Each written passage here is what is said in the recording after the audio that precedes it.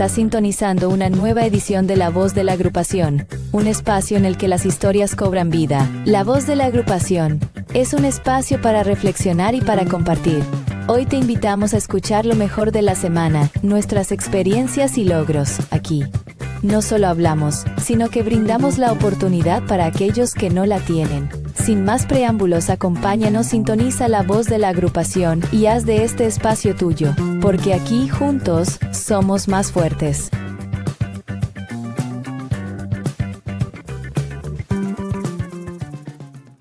Bienvenidos a La Voz de la Agrupación, un programa semanal con el mejor resumen de los acontecimientos ocurridos en cada delegación de la agrupación BA7. Exacto, cada semana una nueva delegación. Esta semana nos vamos a sumergir en un momento crucial, Croacia en 1995, donde nuestros compañeros demostraron su valentía, profesionalismo y compromiso con la paz. Sí, fue un año muy intenso. Bautismo de fuego, la mediación del conflicto y la asistencia humanitaria a refugiados. Para quienes nos escuchan por primera vez, la agrupación de veteranos de Misiones de Paz Batallón, Ejército Argentino 7, está compuesta por oficiales y suboficiales retirados que participaron en esta importante misión de paz bajo el mandato de las Naciones Unidas. Y no olvidemos que este proyecto fue creado por la propia agrupación BA7. Por supuesto. Con Horacio Scursatone como asistente de producción. Un aplauso para ellos. Y ahora sí, entramos de lleno en la historia. Pero primero, situémonos en el contexto de la época. Claro. Imaginen la ex Yugoslavia, un polvorín tras su colapso, con la guerra de independencia de Croacia en pleno apogeo. Un escenario realmente complejo. ¿Y cómo entra la ONU en escena? Bueno, la ONU interviene para intentar restablecer la paz y la seguridad. En 1992 se crea la Fuerza de Protección de las Naciones Unidas, UNPROFOR para abreviar. Ajá. 3 años más tarde, en 1995, esta fuerza evoluciona a la Operación de las Naciones Unidas para el Restablecimiento de la Confianza. UN Sharero, con un enfoque específico en Croacia. Entiendo. Entonces tenemos a la ONU intentando poner orden en medio de este caos. ¿Y qué medidas concretas tomaron? Una de las estrategias clave fue el establecimiento de las áreas protegidas de las Naciones Unidas, o UNPAs. Estas zonas, ubicadas en Croacia, buscaban mantener el alto al fuego y proteger a la población serbia que se encontraba en una situación particularmente vulnerable. Y en medio de todo esto, ¿cuál fue el rol de Argentina? Argentina demostró un gran compromiso desde el principio. Ofreció tropas en las etapas iniciales de la crisis y participó en diversas operaciones de paz. En el caso de Croacia, el enfoque principal fue el despliegue de un batallón de infantería y oficiales de Estado Mayor en Eslavonia Occidental. O sea, no fue una participación simbólica, sino un despliegue considerable de recursos y personal. ¿Y cuánto duró este compromiso? Fue un compromiso a largo plazo, desde 1992 hasta 1995, diferentes batallones argentinos.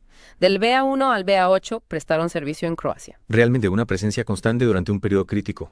Y ahora me gustaría que nos centremos en los comandantes argentinos, que lideraron estas misiones. Empezamos por el general Carlos María Zavala. Por supuesto, Zavala fue el primer comandante argentino del sector occidental de UNPROFOR en Croacia, entre 1992 y 1993. ¿Qué tipo de líder era? ¿Qué lo destacaba? Zavala era un hombre de una gran experiencia. Antes de llegar a Croacia, había servido como observador militar en Medio Oriente. Su personalidad era fascinante, inteligente, firme, humilde y con un gran sentido del humor. Algo fundamental para sobrellevar situaciones tan tensas. Suena como el tipo de persona que uno querría tener al mando en una situación así. Y en Croacia, ¿cuál fue su principal desafío? Imagínate la situación. Zavala viaja a Sarajevo para recibir órdenes del comandante de UNPROFOR, el general Lambiar de la India. Luego se dirige a Eslavonia Occidental, donde debe negociar con serbios y croatas un plan de separación de fuerzas. Su objetivo, detener los combates e imponer la autoridad de la ONU. No era tarea fácil. La responsabilidad. Y en medio de esa presión, ¿quiénes lo acompañaban? Contaba con un buen equipo. Claro que sí. Su plana mayor, compuesta por oficiales argentinos, trabajó incansablemente junto a él. Eran un equipo cohesionado y dedicado, esencial para el éxito de la misión. Y a pesar de las dificultades, Zavala logró cumplir con sus objetivos. Sí, sus logros fueron notables. Consiguió desmilitarizar por completo el sector oeste, un hito que no se repitió en ninguna otra zona. ¿No te parece increíble? Absolutamente. Desmilitarizar un sector entero en medio de un conflicto tan complejo. ¿Cuáles fueron las claves de su éxito? Fue su estilo de negociación, su personalidad, la cohesión de su equipo. Es difícil aislar un solo factor. Probablemente fue la combinación de todos ellos, su capacidad para generar confianza en ambos bandos, su firmeza a la hora de hacer cumplir los acuerdos, la eficiencia de su equipo. Sin duda, un líder excepcional. Y además de la desmilitarización, ¿hubo algún otro logro destacable durante su mandato? Claro, en 1993, Zavala logró que las facciones en conflicto firmaran el Acuerdo de Daruvar. ¿En qué consistía este acuerdo? Era un pacto que comprometía a las partes a resolver pacíficamente todos los problemas relacionados con servicios públicos, agua, electricidad, carreteras y contacto entre familias. Es decir, no se limitaron a separar a las fuerzas, sino que buscaron soluciones a los problemas cotidianos que afectaban a la población. Exactamente. Zavala entendía que la paz no se construye solo con la ausencia de violencia, sino con la creación de un entorno donde la convivencia sea posible. El general Zavala, sin duda, dejó una huella imborrable en la misión de paz en Croacia. Pero sé que hay otro comandante argentino que también merece nuestro reconocimiento, el general Carlos Alberto Matalón. ¿Qué nos puedes contar sobre él? Matalón tuvo una trayectoria brillante. Participó en la Guerra de las Malvinas, donde fue tomado prisionero al final del conflicto. En los años 90 era jefe de la Brigada Motorizada Vipo y estaba a punto de ascender cuando le comunicaron que sería el comandante del sector oeste en Croacia. Un cambio radical, ¿no? Pasar de comandar una brigada en Argentina a liderar una fuerza multinacional en un país en guerra. Imagínate el desafío. Bajo su mando estaban un batallón nepalés, uno jordano, uno canadiense y por supuesto el batallón argentino. Una verdadera coalición internacional. Y pocos sabían que les esperaba un bautismo de fuego. Efectivamente. El 1 de mayo de 1995, todos los batallones del sector oeste se vieron envueltos en intensos combates. Fue un momento crítico para la misión y un punto de inflexión en la experiencia de nuestros cascos azules. Un momento que sin duda marcaría profundamente a todos los que participaron. Exacto. Pero antes de adentrarnos en ese episodio, me gustaría que habláramos un poco más sobre el contexto del mandato de Matalón. Uno de los momentos más relevantes fue el cambio de un PROFOR a UNTRO en 1995. ¿En qué consistieron esos cambios? ¿Qué implicaciones tuvo para la misión en Croacia? La UNCRO tenía un mandato más amplio. Ya no se trataba solo de mantener la paz, sino de construirla. Ajá.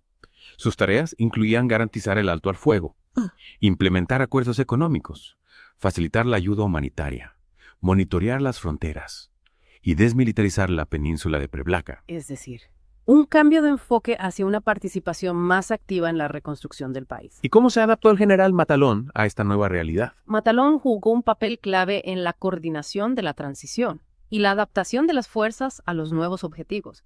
Tuvo que trabajar codo con los jefes de los batallones bajo su mando para implementar los cambios de forma rápida y eficiente. Un verdadero líder, capaz de adaptarse a las circunstancias cambiantes. Pero como mencionaste antes, durante su mandato se produjo un evento que puso a prueba a todos. El bautismo de fuego. ¿Qué nos puedes contar sobre ese día? El 1 de mayo de 1995. La frágil paz se rompió. Todos los batallones en el sector oeste, incluido el argentino, se vieron envueltos en intensos combates. Imagínate la situación. Nuestros soldados, que hasta ese momento se habían dedicado a tareas de patrullaje y control, se encontraron de repente en medio de un fuego cruzado. Debió ser un shock para ellos. Una experiencia totalmente diferente a todo lo que habían vivido hasta entonces. Exactamente. Y en medio de esa vorágine, el general Matalón no solo tuvo que dirigir las operaciones militares, sino también lidiar con el impacto emocional que el combate tuvo en sus hombres. Me imagino. Ser responsable de la vida de tantos jóvenes en una situación tan extrema debe ser una carga enorme. ¿Cómo reaccionó Matalón ante esta situación? Siempre recordaba con tristeza el sufrimiento de la población civil desplazada por los combates.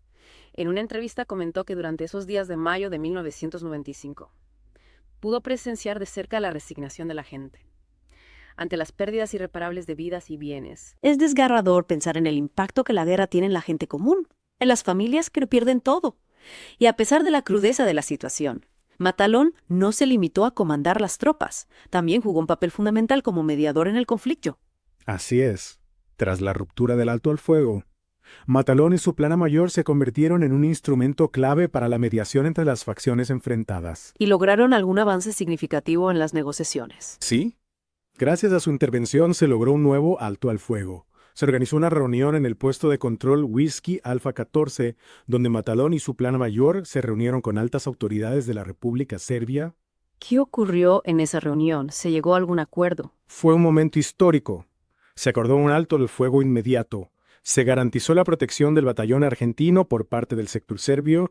Se estableció un plan para la rendición del ejército serbio. El gobierno croata garantizó el perdón a los habitantes de la Krajina Serbia y se comprometió a facilitarles la documentación que los acreditara como ciudadanos croatas. Un acuerdo que sin duda sentó las bases para una paz duradera. ¿Y cómo se llevó a cabo la rendición del ejército serbio? Lo más significativo, es que la rendición no se produjo ante la policía croata, sino ante el batallón argentino, bajo bandera blanca. Un momento que demuestra la confianza que se había ganado el contingente argentino, gracias a su profesionalidad e imparcialidad. Increíble. En medio de un conflicto tan complejo, el batallón argentino se convirtió en un símbolo de confianza para ambas partes, y además de su papel en la mediación, también participaron en una importante labor humanitaria, la Operación Pasaje Seguro. Exacto. Tras la Operación Relámpago, una ofensiva croata que recuperó territorio controlado por los serbios. Muchos civiles serbios quedaron atrapados en la zona. La Operación Pasaje Seguro, impulsada por las Naciones Unidas, les ofreció la posibilidad de abandonar Eslavonia Occidental y trasladarse a zonas controladas por los serbios en Bosnia y Herzegovina, o a la ciudad de Lipik. ¿Y cuántas personas se beneficiaron de esta operación? A pesar de que el gobierno croata garantizó los derechos de los serbios que permanecieran en la zona, incluyendo su derecho a la ciudadanía croata, miles de ellos decidieron marcharse. La Operación Pasaje Seguro logró transportar a más de 4.000 personas. Una operación a gran escala, que seguramente requirió una gran coordinación entre diferentes organismos. Por supuesto. Fue un esfuerzo conjunto entre UNCRO, el Alto Comisionado de las Naciones Unidas para los Refugiados, ACNUR, y el Comité Internacional de la Cruz Roja, CICE. Una muestra más de la importancia de la cooperación internacional en situaciones de crisis. Y en esa operación, ¿cuál fue el papel específico del batallón argentino? Nuestros soldados se encargaron de escoltar a los convoyes de refugiados, garantizando su seguridad durante el trayecto. También les brindaron asistencia médica, alimentos y apoyo logístico, imagínate. En medio de la devastación de la guerra, nuestros cascos azules se convirtieron en un símbolo de esperanza para aquellos civiles que lo habían perdido todo. Suena conmovedor. Debió ser una experiencia muy intensa, tanto para los refugiados como para los soldados argentinos. Sin duda. Y esta operación no solo fue un éxito logístico, sino que también demostró la humanidad y el profesionalismo de las fuerzas de paz, que priorizaron la seguridad y el bienestar de la población civil en medio del caos del conflicto. Un legado del que podemos sentirnos orgullosos. Totalmente. Tanto el general Zavala como el general Matalón, junto a todos los soldados argentinos que sirvieron en Croacia. Demostraron un compromiso inquebrantable con los principios de la paz, la diplomacia y la ayuda humanitaria. Su historia nos inspira a seguir trabajando por un mundo más justo y pacífico, pero hasta ahora hemos hablado de los comandantes y de las operaciones en general. Me gustaría que en el próximo bloque nos acercáramos a las experiencias individuales, de los soldados que estuvieron allí.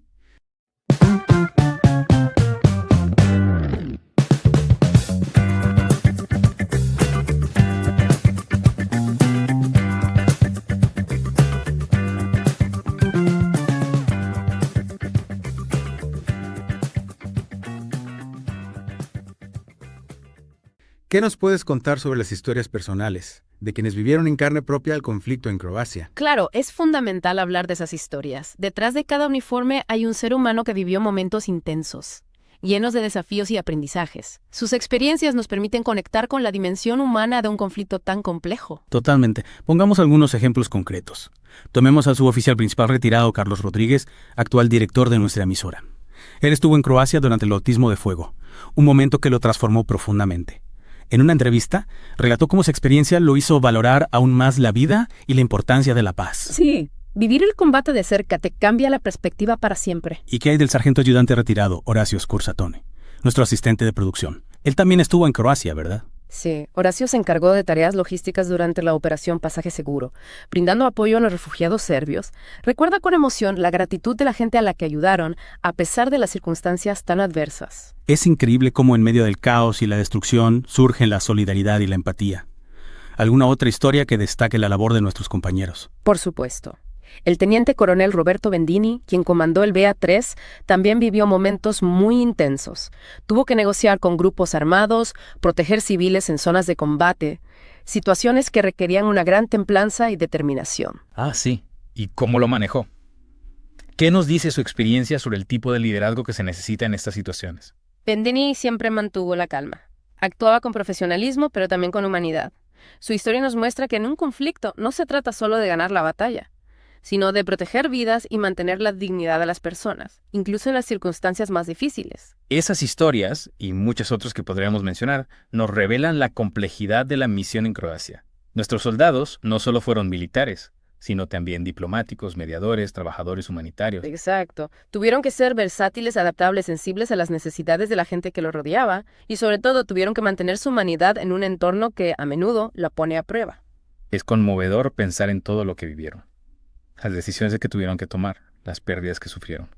Y a la vez es admirable la fortaleza que demostraron, su compromiso con la misión y su capacidad de ayudar a los demás en momentos tan difíciles. Al recordar estas historias, al darles voz, honramos su memoria y aprendemos de su experiencia. Nos inspiran a ser mejores ciudadanos, más comprometidos con la paz y la justicia. Sin duda, un legado que debemos mantener vivo. Para cerrar este episodio de La Voz de la Agrupación, los invitamos a reflexionar sobre el impacto que las misiones de paz tienen en la vida de las personas, tanto en quienes participan como en quienes reciben su ayuda. La paz no es solo un concepto abstracto, sino una realidad que se construye con el esfuerzo y el sacrificio de muchas personas. Al recordar la historia del BA7 en Croacia, nos acercamos a esa realidad, con sus complejidades y sus esperanzas. Muchas gracias por acompañarnos en este viaje por la historia de la agrupación BA7. Esperamos que estas historias les hayan conmovido e inspirado tanto como a nosotros. Nos encontremos en el próximo episodio de La Voz de la Agrupación. Hasta pronto.